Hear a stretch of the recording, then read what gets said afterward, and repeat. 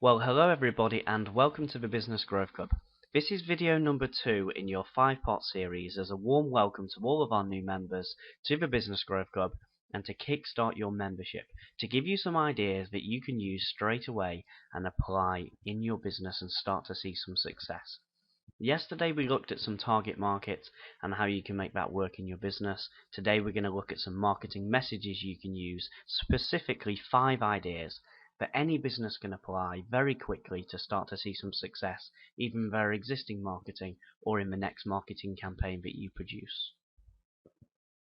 Yesterday we looked at this formula, the market message media, the most important formula in all of marketing. Now, most people start in the right-hand corner.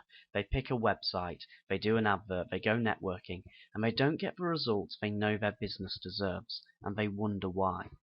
Almost invariably, it's because the market and the message wasn't there. They didn't quite know what they were selling, and they didn't quite know how to sell it. Now, yesterday, you'll remember we talked about target markets.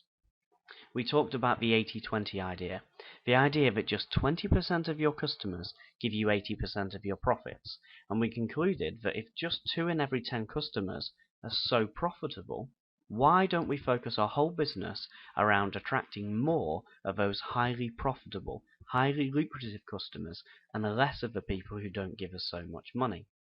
It sounds so simple, but before you didn't know that you had a choice. You just accepted every customer that came along, probably quite gladly. It was a new sale, it was a new client, it was a new customer. You didn't quite know how to choose them. Today we'll show you how you can use 5 different methods to attract the right sort of customers to your business. Okay, the first one is to create what's called a unique selling proposition.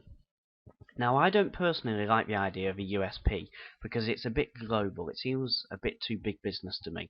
I think a unique perceived benefit is more important. Really, you need to focus on what your customers want. A unique selling proposition to me says this is what the gap in the marketplace is, when really as a smaller business you need to be saying, what can I uniquely do in my area that's a perceived benefit for my customers? But don't get hung up on the definitions too much, it's not too important. Really, what a unique perceived benefit or USP is it's something that helps you to stand out from the crowd. It's the biggest benefit that you can offer that separates you, that differentiates you from everybody else in your industry. You have to be able to answer this question in order for your business to achieve its full success. Why should I choose you over all your other competitors? It sounds so very easy, doesn't it? It sounds so very basic. But that is the question that all of your customers want to know the answer to. That's the question they're asking when they meet you. Why should I choose you? Why are you better than the other people in the Yellow Pages? Why are you better than the other people who sent me letters? Why are you better than the other people that I've met? What makes you stand out? Now, how do you do that and how do you answer that very simple but very important question? The truth is you develop a unique perceived benefit. You find the one something in your business that you do that your customers really love, that your clients really want you to do. Now, what could it be based on? It could be based on absolutely anything. I've just given you 9 ideas here, which I'll very quickly run through. But it doesn't have to be one of these, don't worry. It could be anything that you want it to be. It could be that one something that your customers take away. I always say to people, once your client or your customer the user of your product has consumed your goods, what do they say? Do they say that it was brilliant because they've never seen anything like it before? Do they say it was brilliant because of the level of service or the speed of service? What do they say? What are the afters? What do you leave your customers with? Now, it could be something that you provide that's quite new. There's nobody else out there that's really doing it. So it's a brand new idea or an innovation on the new idea.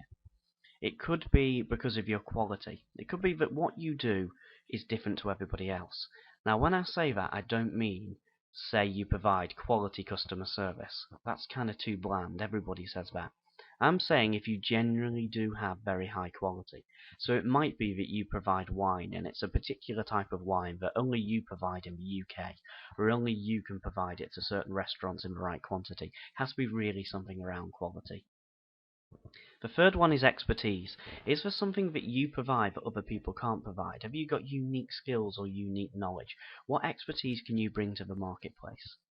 A level of service. Again, like the good customer service, this has to be exceptional service. Maybe it's something different you do, like a personal shopper service. That's different to just saying we provide good customer service.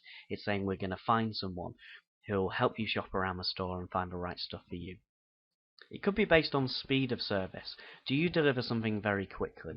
FedEx built a whole business in the 70s around this in the States. The idea when it absolutely has to be there overnight that you'd FedEx it. Absolutely brilliant USP, and that absolutely revolutionized that business. They did so well off the back of that simple idea. You want something to get there tomorrow, so we'll guarantee that that happens. Risk-free as well. Is there something you can provide to people that's risk-free? Maybe using your services is pay by results or something like this. Maybe you're a marketing company and you say, you only pay for the results you get when we run our advert or when we send our direct mail. That could be a unique perceived benefit because not many people do it. There's what I call a magic wand solution. To give you an example, there are hypnotists out there that say they can stop you smoking after just one session. Now, I don't know if they can or not, but essentially, let's imagine they can in their marketing. They're telling us that they've got that magic wand. They can make this problem just go away like that. They can wave their magic wand, and that's a USP. Pick the right one if it's true. Like I say, if you're a hypnotist and you can't actually stop people smoking in one session, don't use it as a unique perceived benefit because it doesn't exist. But if you can wave a magic wand and solve people's problems, then that's a very good USP. Uniqueness as well. Maybe nobody else is doing it. A little bit similar to newness, but maybe this is something that no one else can replicate. Maybe you've got the patent, something like that. Maybe you just do something in a different type of way that nobody else is doing right now. The one big benefit, that's the one I want to end on. Your USP could just be the one something that you do, but as I said before, your customers say after you've delivered your service, this is why I've chosen your company, or this is what I love about your company. Look at your testimonials from your customers. Look at the feedback you get from them. What do they say they really enjoyed? What do they say was the benefits of doing business with you? And that number one something that makes you stand out from the competition, that's what you need to focus on. Okay, so that's the idea number one. Let's have a look at idea number two. Now, this is about knowing the benefits. This is the next step along.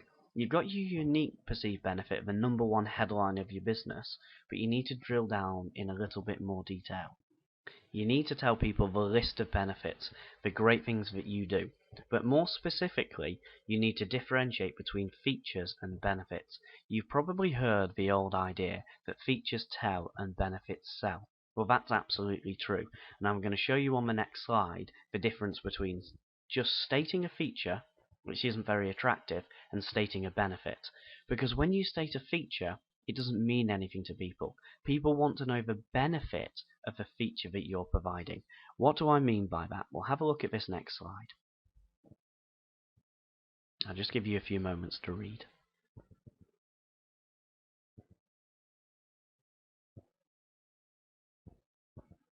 Okay, so imagine you're a business that provides a free advice line. These are quite popular these days, and you'll read all customers have access to our free advice line quite regularly.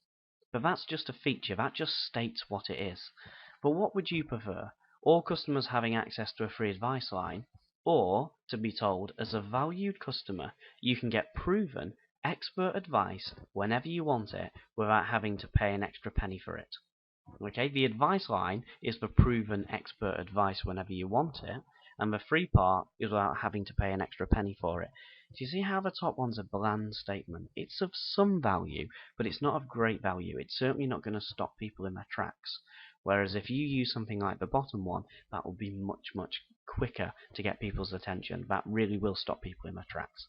And don't forget, this is just idea number one, if you will. You might have 5 different benefits like this. So if you've got 5 features of your business right now, then this could be the 5 benefits. So this is just one of them.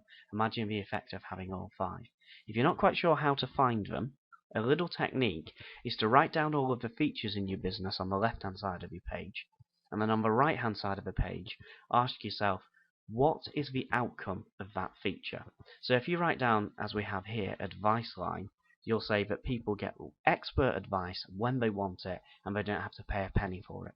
And I'm sure you'll agree, if I offered you the top one or the bottom one, you'd be a lot more interested in the bottom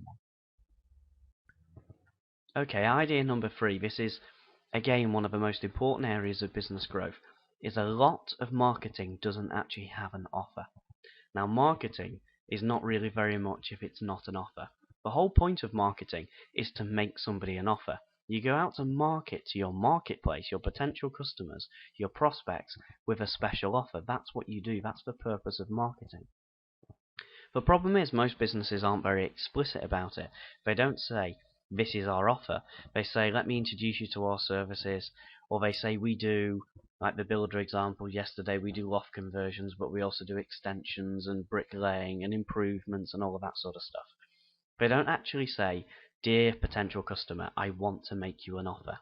Now, as I said yesterday, your marketing now has to compete with so much more. The marketing noise, as I call it, has really had the volume turned up.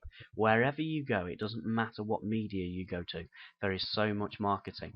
And the only way you're going to stand out from the crowd is to start to make people some very special offers. If you're not sure where to start, ask yourself, what can I offer people that they simply can't refuse? It has to be that strong, and I'm going to give you some ideas of what you can offer on the next page, because I know this can be a bit difficult. It can sometimes feel a bit cheesy and a bit American. Sometimes it can feel a bit awkward to make these offers. Hopefully when you see the next slide, you'll see that it doesn't have to be that way. Okay, so we can offer people, I've just put 9 ideas here, but you can offer them whatever you want. But you can offer people a trial period. This works very well. Why not take a trial period? So if you run a membership website on the internet, maybe to provide people with certain maybe downloadable services, you might be a music website. A free trial period for 30 days, capturing their credit card details, can be a very good offer.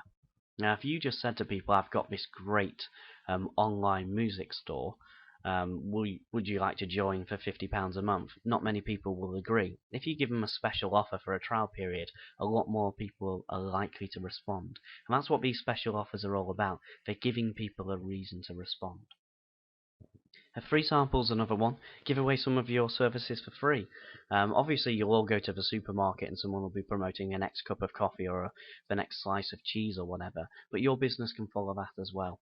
If you are any type of company, you can, generally speaking, slice a little bit of your service and say, we'll give you a bit of a taster, if you will. A bit similar to a trial, but an actual concrete free example. The third one is a kind of special offer that you could run. I've put there gold for silver price. You might have 3 different packages, bronze, silver and gold. And you can say, well, you can have the gold package at the silver package price if you respond to our offer in a certain time period or something like that. Okay, this one's quite important. You can incentivize the first purchase for people. You can say, I'd like you to make a first purchase, I'd like you to start a relationship with us. This is a very useful tool that you can use in your marketing.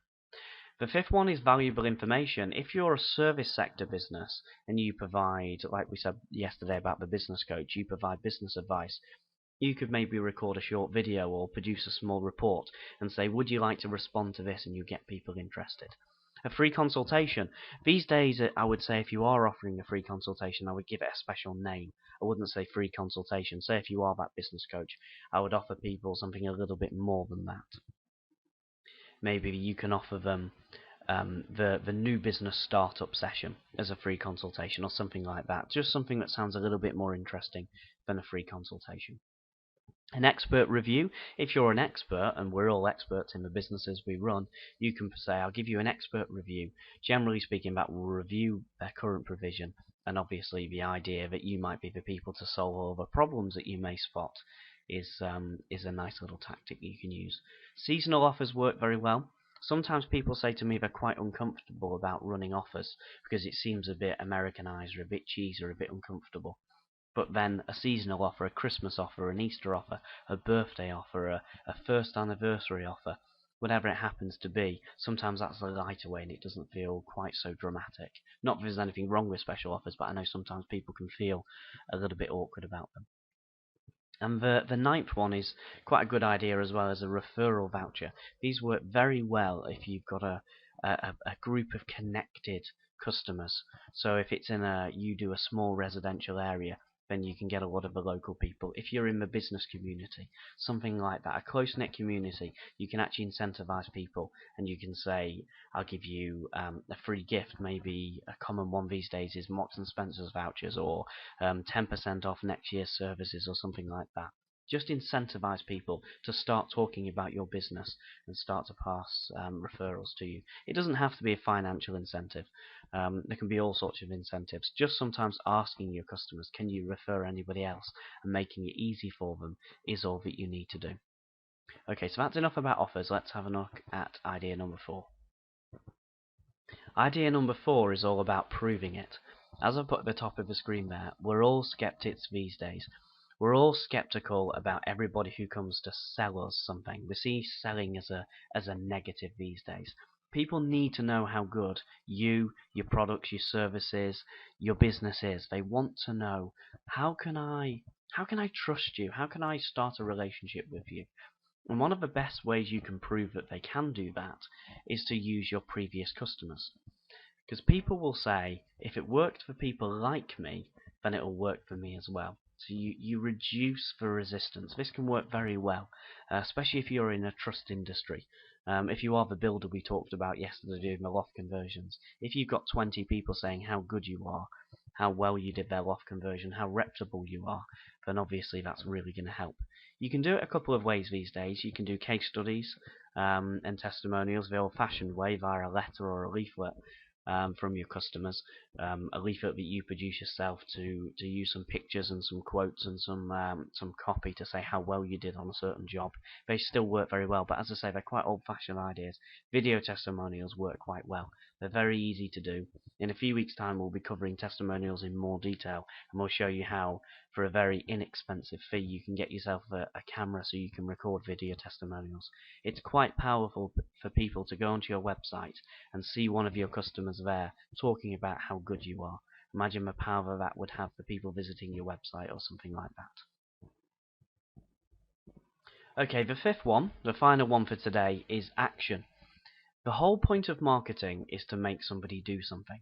And you have to follow this little formula I've put up there about getting people's attention, their interest, their desire, and then their action. And most business owners get 75% of the way there.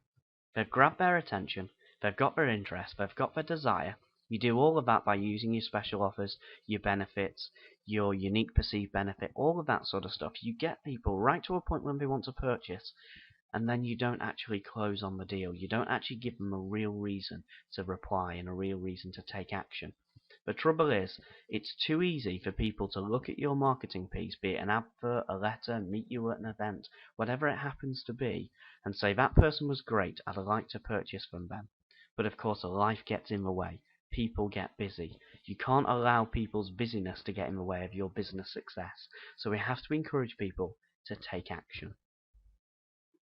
Now, we encourage people to take action by using what we call a call to action, because the whole purpose of your marketing is to get people to respond to your piece.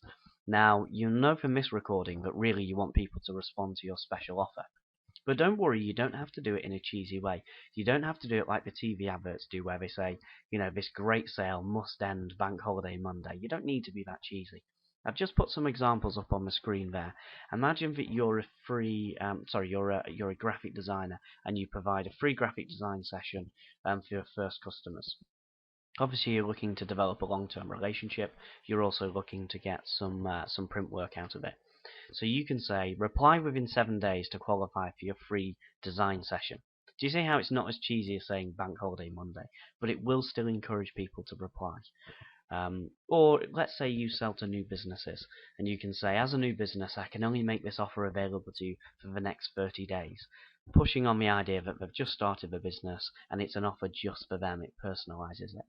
So you don't have to be cheesy about it, but you do need to construct something at the end of your sales letter, your advert, even your networking scripts that encourage people to take action today. Because as I said before, it's all too easy for people to say, what a great person, what a great business, what a great product, what a great service. I will buy it one day, and they never get round to it. Don't give people that opportunity. Okay, finally, this is the final slide for today. I hope you found the recording useful. I hope you're going to go away and develop some of those ideas for your business. But if you do nothing else, just look at this question and ask yourself, am I confident answering this question? Why should I choose you over all your other competitors? Now, somebody might not ask you that question directly because it's quite a direct phrase, isn't it? But that's what your customers are asking you. Remember, I covered this about 10 or 15 minutes ago. It is the most important question you can answer when you're sat in front of somebody, or when you're constructing your website copy, or when you're doing your adverts. People want to know why you over somebody else. Now, half of you are listening to this, and you're probably saying, I know exactly why my potential customers should use me, and I know why my competition are no good. That's fantastic. If you fall into that group, then make sure that people know about it. They know about it because of your USP. They know about it because of all the benefits you tell them, not just the features. They know because you've made them a great offer. They know because you've proved it with all your great testimonials, and they know that you've encouraged them to reply. If you fall into the other half and you're not quite sure because you think you're a good business, but that's quite a stark question, and how do you respond to it? Well, you just do the same process I've just outlined. Find yourself a unique perceived benefit. List at least 5 benefits of using your business. Develop a great offer that customers can't refuse. Go through all your testimonials and pick out why people are using you, and start to say what are the general messages, and start to use them in your marketing. And of course, encourage people to reply. So for those of you that are so keen that you can answer this question, make sure your marketing answers those questions. Those of you that aren't so sure, I've been giving you 5 ideas there, and if you go through those, hopefully they will give you the answers. So that's the end of today's recording. This is, as I say, video number 2 in a 5-part series, so welcome news new members. I hope it's useful. Tomorrow and the next videos 4 and 5, we're going to be looking at how you can actually apply some of these ideas with 20 of the best marketing strategies out there. So I hope this is useful. You'll be getting another one next night. So goodbye for now,